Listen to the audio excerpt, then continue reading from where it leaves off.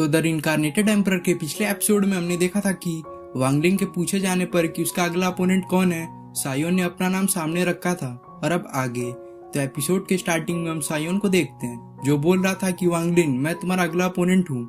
जिसकी बातों को सुनकर वहाँ प्रेजेंट सभी ऑडियंस जो इस मैच को देख रही थी वह सब हैरान होते हैं। तो वह सब सायोन को ट्रैश ट्रैश बोलकर ऊ करने लगते हैं। और टीचर यून भी सायोन को वांगलिन से फाइट ना करने का सुझाव देती है क्योंकि अब वांगलिन सोल रिदम का हाफ स्टेज कल्टीवेटर बन चुका था। पर सायोन बहुत कॉन्फिडेंट था, इसलिए वह किसी की बातों को ना सुनकर बैटल ग्राउंड में चला जाता है। जहाँ पहुंचते ही वांगलिन उसे बोलने लगता है, अच्छा ट्रेस, अब तुम मुझसे लड़ोगे लूजर कहीं के। और जब तुमने इतनी हिम्मत दिखाई दी है तो मैं इस फाइट में बॉडी फॉर्मेशन स्टेज तक अपनी पावर सप्रेस कर लूंगा ताकि यह फाइट अनफेयर ना हो जाए। जिस पर सायोन बोलता है, यह भी ठीक है, तो फाइट अभी करोगे कि थोड़ी देर बाद। जिससे वांगलिन गुस्सा होकर एक फिस्ट अटैक सायोन की तरफ करता है, पर सायोन उसे बहुत आसानी से डिस्ट्रॉय कर देता है। जिसकी बढ़ी हुई पावर को देखकर वहां मौजूद सभी लोग हैरान होकर बोलने लगते हैं कि सायोन अब बॉडी रिफाइनमेंट स्टेज के पीक पर है, यह तो इम्पॉसिबल है। जिनकी बातों से परेशान होकर वांगलिंग एक पाम टेक्निक का यूज कर सायोन पर अटैक करता है, पर सायोन किसी तरह उस अटैक को भी रोककर वांगलिन को पीछे भेज देता है। जिसके ऐसा करते ही वांगलिन समझ जाता है कि उसे सायोन को हल्के में नहीं लेना चाहिए, इसलिए वह सीरियस होकर अब अपनी असली पावर को शो करते हुए अपने बुल स्प्लिट बीस्ट को समन करता है। जिस पर सायोन भी अपने फायर यूनिकॉर्न बीस्ट को समन करता है, जिसे देख वांगलिन बहुत शौक होते हुए बोलता है, आखिर तुमने यूनिकॉर्न ब्लड को रिफाइन कैसे कर लिया। लेकिन सायोन उसे इसका कोई जवाब ना देकर उसकी ओर बढ़ता है।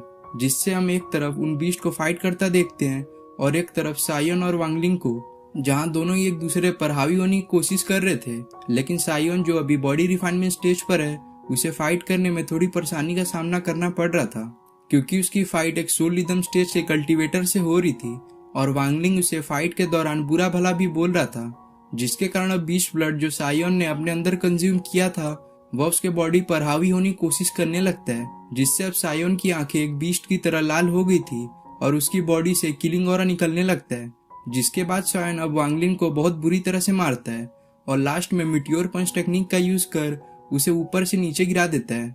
जिससे अब वांगलिन ठीक से उठ भी नहीं पा रहा था और उसके मुंह से ब्लड बाहर आने लगता है। फिर हम सायोन को देखते हैं जो अभी भी नहीं रुकता क्योंकि अभी वो बीस्ट का ब्लड उस पर बुरी तरह से हावी हो गया था। तो वह वांगलिन को जान से मारने के लिए बढ़ता है, लेकिन सही टाइम पर टीचर यून वहां आकर सायोन के अटैक को ब्लॉक कर उसके किलिंग ऑरा को न्यूट्रल कर देती हैं। जिसके ऐसा करते ही सायोन वहीं बेहोश हो जाता है। जिसके साथ ही हमें थोड़ी देर बाद का सीन दिखाया जाता है जहां हम टीचर यून और सायोन को देखते हैं। जहां सायोन को होश आता है तो वह अपने आप को टीचर यून के बेडरूम में पाता है। तो टीचर यून सायोन को होश में आता देख उसे तुरंत ही संभालने लगती हैं क्योंकि सायोन को फाइट के दौरान चोट लगी थी जिनके जख्म अभी भी ताजा होते हैं। तो टीचर यून सायोन को उसको कपड़े उतारने को कहती हैं, जिससे सायोन हैरान होते हुए बोलता है, इतनी जल्दी। तो टीचर यून उसे हीलिंग पोशन दिखाती हैं और बोलती हैं, मुझे यह तुम्हारे चोट पर लगाना है जिससे तुम जल्दी ठीक हो जाओ। जिसके लिए सायोन तुरंत तैयार होकर अपनी शर्ट को उतार देता है। जिसके बाद हम टीचर यून को सायोन के जख्मों पर दवाई लगाते देखते हैं, जिसमें सायोन को बहुत दर्द का सामना करना पड़ता है। जिसके थोड़ी देर बाद जब वो दवाई लग जाती है तो सायोन टीचर यून से इस हीलिंग पोशन के बारे में पूछता है क्योंकि यह हीलिंग पोशन लगाते ही सायोन अपने बॉडी में लगे हुए जख्मों को वापस से ठीक होता हुआ महसूस करता है। जिस पर टीचर यून उसे बताती है, यह एक सुप्रीम हीलिंग पोशन है जिसे मैंने खुद रिफाइन किया है। जिनकी बातों से सायोन सोच में पड़ जाता है क्योंकि इसका मतलब यह था कि टीचर यून एक कल्टीवेटर के साथ एक एल्केमी मास्टर भी हैं जो इस वर्ल्ड में बहुत रेयर है और एल्केमी को एक हाई रैंक वाला बंदा ही प्रैक्टिस कर पाता है। तो सायोन क्यूरियस होकर टीचर यून से उनके बारे में पूछता है कि आखिर वो कौन है और आप इस स्मॉल टाउन में क्या कर रही हैं। जिस पर टीचर यून बताती हैं, मैं स्टार एकेडमी की एक स्टूडेंट हूँ, पर मेरे इस टाउन में कुछ पर्सनल काम थे इसलिए मैं यहाँ पर आई हूँ। लेकिन जैसे ही स्टार एकेडमी का एडमिशन क्लोज हो जाएगा तो मैं वापस यहाँ से चली जाऊंगी। जिनकी यह बातें सुनकर सायोन को बिल्कुल भी अच्छा नहीं लगता क्योंकि इस एकेडमी में बस टीचर यून ही उसका सपोर्ट और केयर करती थी। जिससे सायोन को टीचर यून से मिलने के लिए अब स्टार एकेडमी ज्वाइन करनी पड़ेगी। जिसके बाद हम वांगलिंग और सारा को देखते हैं जहां वांगलिंग अभी तक बहुत सारी हीलिंग पोशन को कंज्यूम कर चुका था, पर इसके बावजूद उसे अभी तक कोई भी रिलीफ नहीं मिला था। लेकिन तभी वहां पर वांग जुनफेई आता है जो सोल रिदम के फर्स्ट लेवल का कल्टीवेटर था, जो आते हुए वांगलिंग से बोलता है, मैंने सुना कि तुम्हारे पास एक ब्लू क्रिस्टल है, तो क्या तुम मुझे वो दे सकते हो। पर इस सवाल का वांगलिंग कोई भी जवाब नहीं देता, क्योंकि खुद उसने उस ब्लू क्रिस्टल का यूज से सोल रिदम के हाफ स्टेज का कल्टीवेटर बना था, जिसमें वो ब्लू क्रिस्टल पूरा यूज हो गया था। तो सारा जुनफेई के पास आते हुए बोलती है, अरे वह ब्लू क्रिस्टल, उसे तो एक चोर ने हमसे चुरा लिया। जिस चोर से वांगलिंग ने बहुत फाइट की, जिसमें उसे काफी चोट भी लग गई, पर इसके बावजूद वह चोर उसके हाथों से वो ब्लू क्रिस्टल लेके भाग गया। और अब आप वांगलिंग की हालत देख ही सकते हैं, जिस मैटर में अब आप ही हमारी इस चोर से इंसाफ दिलाने में मदद कर सकते हैं। तो आगे बढ़ने से पहले मैं बता दूं दोस्तों कि ये जो सारा ने झूठी कहानी बनाई है, उसमें चोर सायोन है।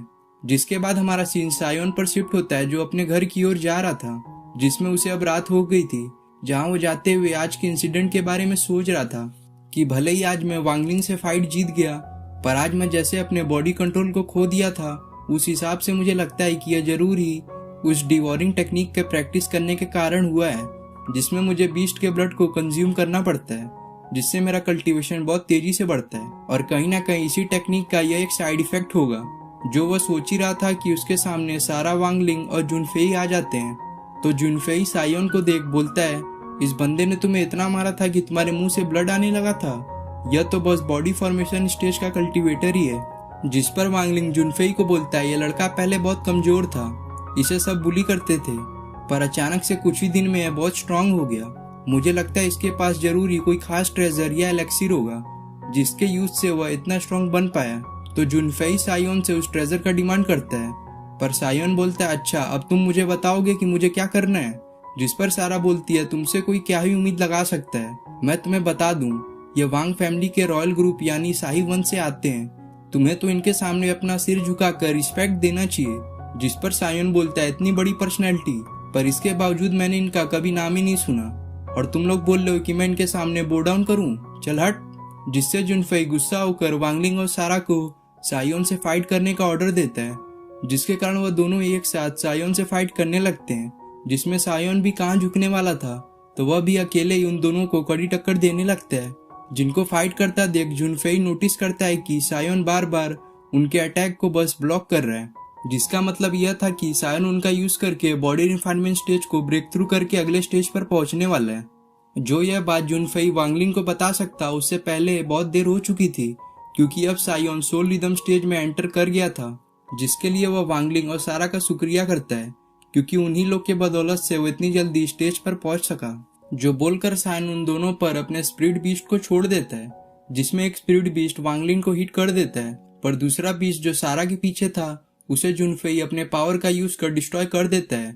और इतने में ही सायन को यहाँ से निकलने का समय मिल गया था, तो वह भागते भागते उन लोगों से थोड़ा दूर आ चुका था, जिसे देख जुनफेई अपने फास्ट स्पीड का यूज कर सायोन की तरफ बहुत सारे स्पिरिट वेपन से अटैक करता है, जिन्हें सायोन किसी तरह से डॉज करके भागना जारी रखता है। और इतने में ही वहां पर कुछ लोग इस जंगल में शोर होने की वजह से आने लगते हैं, जिसकी वजह से जुनफेई को सायोन का पीछा करना बंद करना पड़ता है और वह वहां से चला जाता है। जिसके थोड़ी देर बाद हम सायोन को देखते हैं, जो भागते हुए अपने घर पर पहुंच गया था, पर तभी वह देखता है कि एक स्पिरिट वेपन ने उसके गले पर कट लगा दिया था, जिससे अब सायोन की हालत खराब होने लगती है।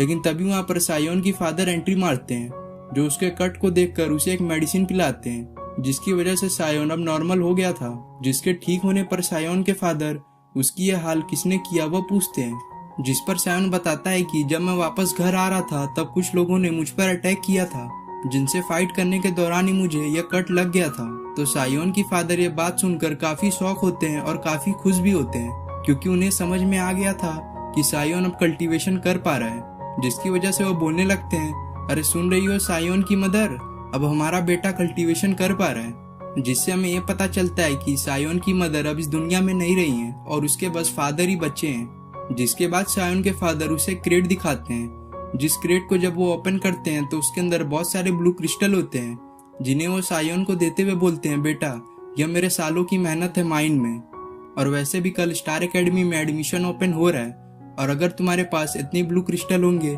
तो तुम्हारा वहां पर एडमिशन कोई भी रोक नहीं पाएगा। और मैं बस इतना चाहता हूँ कि तुम स्ट्रांग बनो, ताकि तुम सबको प्रोटेक्ट कर पाओ। जिनकी बातों से सायोन भावुक होकर बोलता है, फादर मैं आपसे प्रॉमिस करता हूँ कि मैं सबसे स्ट्रांग बनूंगा। जिसके बोलते ही उसके फादर वापस काम पे चले जाते हैं। जिनके जाने के बाद सायोन बोलता है, वांग जुनफी तुमने आज जो मेरे साथ किया है मैं इसका बदला तुमसे जरूर लूंगा। जिसके बोलती एपिसोड यहाँ पे खत्म हो जाता है।